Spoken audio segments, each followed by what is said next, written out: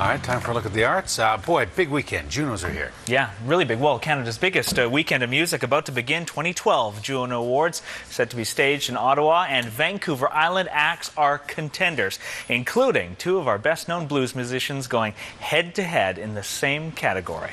Any island rivalry between Nanaimo and Victoria? Maybe. Oh yeah, Bill's a dink. No. I don't know, but I'm a heck of a lot bigger than he is. I'm a little chubby, but he's just downright fat, so I think I should win. I think I can kick his ass. You'll be standing on the bottom of the muddy Mississippi, yeah. And Bill Johnson and David Gogo joking around when they first heard about their nominations. They are actually friends, and theirs is not the only local rivalry on the national stage. In the Producer of the Year category, Victoria native David Foster is up against the Langford-raised Bob Rock. For Best Music DVD, Piers Henwood and Nick Blasco's Tegan and Sarah project is competing with Sam Dunn's Rush documentary. Qualicum Beach musician Phil Dwyer is a contender for Best Contemporary Jazz Album, and Victoria Symphony conductor Giuseppe Pietraroya is in the running for Best Classical Vocal or Choral Album. Swollen Members, which includes a couple people from the island, is up for Best Rap Recording, and Nanaimo's Bobs and Lolo are competing for Best Children's Album. That's when we are. Nickelback, a major Juno contender, the Vancouver-based band ended up with 4 nominations. The other acts with 4 nods are Drake, City and Colour, Dan Mangan, Feist, and Headley. William Shatner emceeing the big show. The Junos will be handed out in Ottawa and broadcast this Sunday on CTV. Now, the majority of our island nominees won't be honored during Sunday's big TV ceremony. The awards in their categories will be handed out during a gala on Saturday. But here with a big Juno preview is CTV's Karen Sullivan with a preview outside the Museum of Civilization. Karen, thanks for joining us.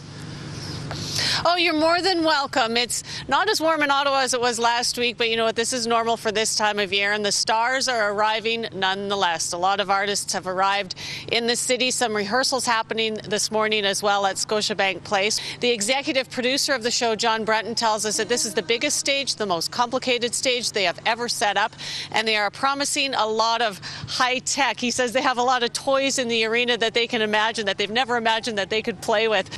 Any Shatner sightings yet, Karen? He hasn't beamed in yet. During the award show, there will be a performance with William Shatner in it. Quote-unquote, says John Brenton, that he is a musician of his own nature. Karen Sullivan, thank you so much. You're more than welcome. Karen Sullivan reporting tonight from Gatineau. Thanks, Karen. Yeah, I think you're cute. But really, you should know. I just came to say hello. Yes, Hudson Mack joining in the Juno celebrations, paying tribute to Shatner by doing spoken word versions of Juno-nominated pop songs. The radio spots are airing on our sister radio station, 107.3 Cool FM. And one of the Victoria Symphony's most beloved maestros is preparing to retire. Brian Jackson is celebrating his 17 years as the orchestra's principal pops conductor by teaming up with the Canadian College of Performing Arts to stage a Broadway spectacular.